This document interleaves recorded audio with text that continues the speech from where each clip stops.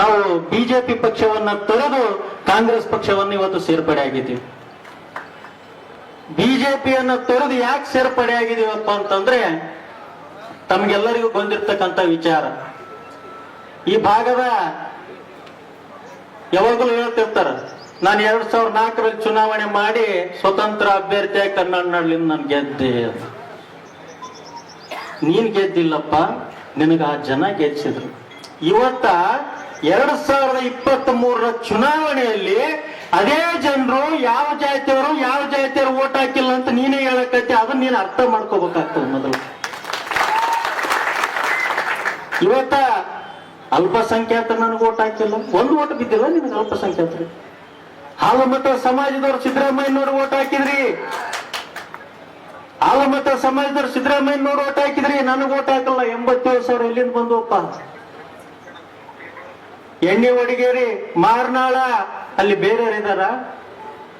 ಸ್ವಲ್ಪ ಬೂತ್ನ್ಯಾಗ, ಪೋಲಿಂಗ್ ಬೂತ್ನ್ಯಾಗ ಯಾವ ಜಾತಿ ಯಾವ ಓಟ್ಗಳು ಎಷ್ಟಾವ ಅಂತೇಳಿ ಮೊದಲು ಲೀಸ್ಟ್ ಚೆಕ್ ಮಾಡ್ರಿ. ನಿಮಗ್ ಅವಾಗ ನಾಯಕರಂತ ಹೋಗಿ ಅಂತಾರ ಜನ. ನೀವು ಲಾಟ್ರಿ ಮೇಲೆ MLA ಆದವ್ರು, ಅದನ್ನ ಅದು ಯಾವುದೋ ಒಂದು ಕಾಲ ಇತ್ತು. ಇವತ್ತ 1994ರಲ್ಲಿ KCP ಇಂದ ನಮ್ಮ ತಂದೆಯರು ಇಲ್ಲೇ ಇದ್ರು. ಫಸ್ಟ್ KCP ಇಂದ ಮೊದಲನೇ ಬಾರಿಗೆ ಸನ್ಮಾನ್ಯ ರಾಜಾ ವೆಂಕಟಪ್ಪ ನಾಯ್ಕರು ಶಾಸಕರಾದರು. 2004ರಲ್ಲಿ ರಾಜೇಗೌಡರು ಶಾಸಕರಾದರು. 2024ರಲ್ಲಿ ಇವತ್ತು ಹೇಳ್ತೀನಿ, 2024ರಲ್ಲಿ ರಾಜಾ ವೇಣುಗೋಪಾಲ್ ನಾಯ್ಕರು ಶಾಸಕರಾಗಲು ಶತಸಿದ್ಧ. ಒಂದು ನಾವೆಲ್ಲರೂ ಅರ್ಥ ಮಾಡ್ಕೋಬೇಕಾಗ್ತದೆ, ಎಂತ ಮನಸ್ಥಿತಿ ಆಗ್ಯದಪ್ಪ ಬಿಜೆಪಿ ನಾಯಕರದು ಅಂತಂದ್ರ, ಲೀಡರ್ಗಳು ಹೋಗ್ಲಪ್ಪ ಬ್ಲಾಕ್ ಮೇಲ್ ಮಾಡ್ತಾರಂತ ಲೀಡರ್ಗಳು. ನಾವ್ ಯಾರಿಗೂ ಬ್ಲಾಕ್ ಮೇಲ್ ಮಾಡಿಲ್ಲಪ್ಪ, ನಾವೇನು ಮಂತ್ರಿನೂ ಆಗಿಲ್ಲ, ನಾವೇನು ನಿಗಮ ಮಂಡಳಿ ಅಧ್ಯಕ್ಷನೂ ಆಗಿಲ್ಲ, ನನಗೇನು 1000 ಕೋಟಿ ಅನುದಾನನೂ ನೀವು ಕೊಟ್ಟಿಲ್ಲ, ಅದ್ರ ಅವಶ್ಯಕತೆನೂ ನಮಗಿಲ್ಲ. ನಾವ್ಯಾಕಪ್ಪ ಬ್ಲಾಕ್ ಮೇಲ್ ಮಾಡಮ್? ನಿಮ್ಗ ಬ್ಲಾಕ್ ಮೇಲ್ ಮಾಡ್ತಾರಂತ ಲೀಡರ್ಗಳು. ನಿಮ್ ಸಲುವಾಗಿ ದುಡಿದಿಗೆಸಿಂದ ನಾವ್ಯಾಕೆ ನೀವು ಬ್ಲಾಕ್ ಮೇಲ್ ಮಾಡ್ಬೇಕು? ನೀವು ನಮ್ಮನ್ನು ಬ್ಲಾಕ್ ಮೇಲ್ ಮಾಡಕತ್ತೀರಿ.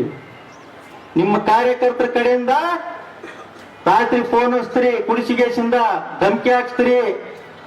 ಕೆಲವೊಂದು ನನ್ನ ಅಣ್ಣ ತಮ್ಮಂದರಿಗೆ ಯಾರು ಸಾಲ ಮಾಡ್ಯಾರಲ್ಲ ಅವ್ರಿಗೆ ಫೋನ್ ಹಚ್ಚಿಗೆಸಿಂದ ಸಾಲ ಕೊಡಲ್ಲ ಅಂತ ನಿಮ್ದು ಐತಿ ಅಂತ ಹೇಳಿಗೆಸಿಂದ ಧಮಕಿ ಹಾಕ್ಸ್ತೀರಿ.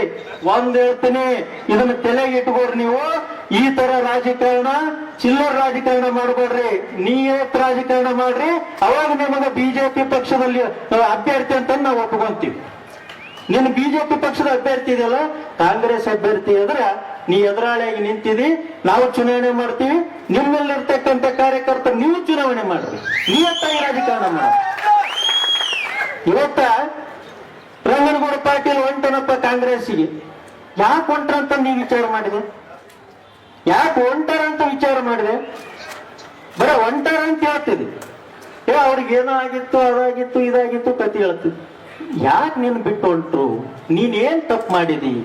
ನಿನ್ನ ತಪ್ಪುಗಳನ್ನ ಮೊದಲು ನೀ ತಿದ್ಕೋ, ಆಮೇಲೆ ಕಾರ್ಯಕರ್ತರಿಗೆ ಹೇಳುವಂತ ಮನುಷ್ಯನಾಗ್ ನೀನ್ ಮೊದಲು. ಯಾಕಂತಂದ್ರ ನಿನ್ನ ತಪ್ಪಿನ ಅರಿವು ನಿನಗಾಗ್ತಾ ಇಲ್ಲ.